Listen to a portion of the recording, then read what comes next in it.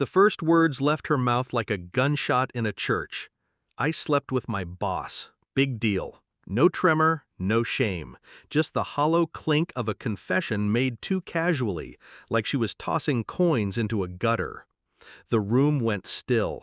Her voice echoed in my skull, drowning out the hum of the fridge, the faint buzz of a street lamp outside the window.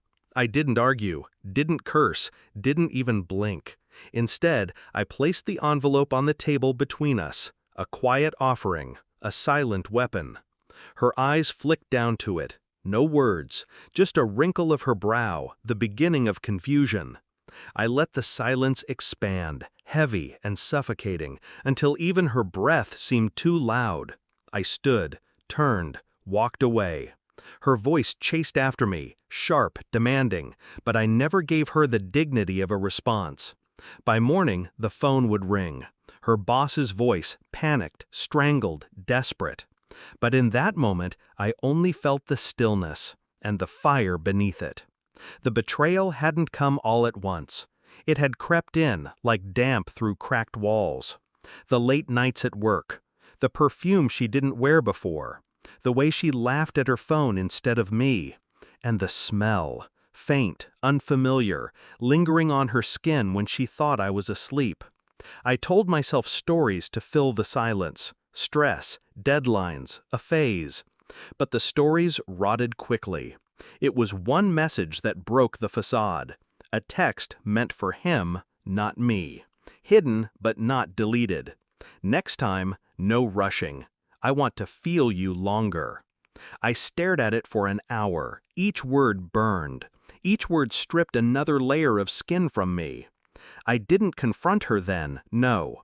Rage wasted is rage weakened. Instead, I buried the fury beneath calculation, and I started watching. Her phone was never far from her hand, but shadows betray more than light. I noticed patterns. Nights she stayed late at the office always aligned with his business trips. Receipts she left in her bag didn't match the stories she told.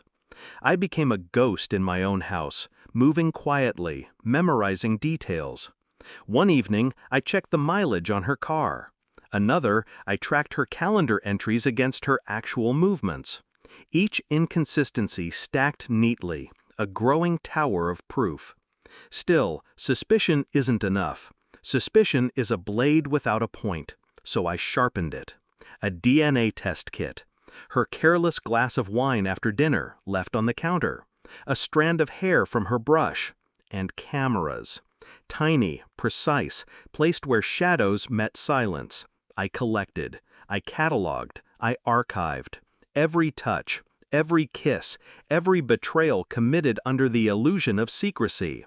And all the while, she smiled at me across the table, kissed me goodbye at the door, spoke of next year's vacation.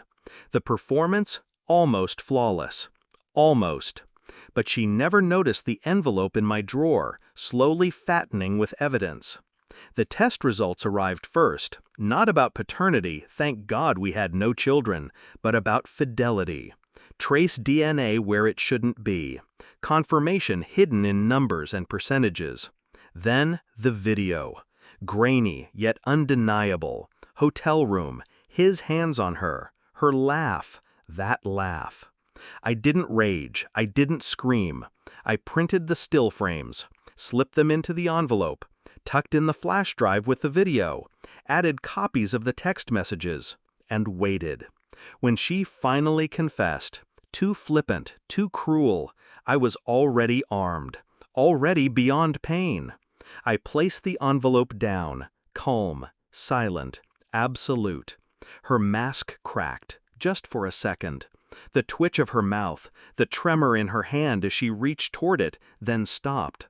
She realized I knew. She realized the game was no longer hers to control.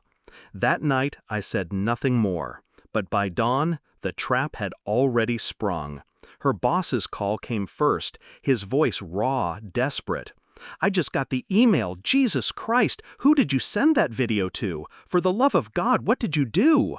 I listened, silent, the panic pouring through the receiver like blood from a wound. I let him choke on his fear before I ended the call without a word. She hovered in the kitchen, pale, frantic, her phone buzzing non-stop, her eyes darting to me, searching for mercy that no longer existed. I sat with my coffee, steady hands, steady breath.